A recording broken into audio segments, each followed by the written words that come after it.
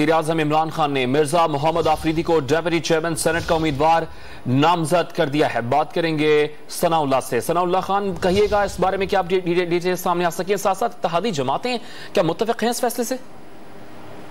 देखिए, वज़ीर-ए-आज़म ने आज इत्तेहादी जमातों को दोहराना दिया था, उनके इजलास की भी सदारत की और तमाम इत्तेहादी जमातें और PTI के सेनेटर्स भी वज़ीर-ए-आज़म हाउस में मौजूद थे। वहीं पर वज़ीर-ए-आज़म ने अब से कुछ देर कबल इस नाम का ऐलान किया है और इस पर इत्तेहादी जमातें बज़ाहिर तमाम मुत्तफिक नजर आ रही हैं।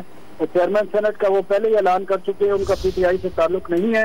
वो बलोचिस्तान से आजाद सेनेटर मुंतखब हुए थे, चेयरमैन सेनेट बने थे और बाद में उन्होंने बाप पार्टी ज्वाइन की थी। इस वक्त उन्होंने जो डिप्टी चेयरमैन का अनाउंस किया नाम, वो PTI से हैं।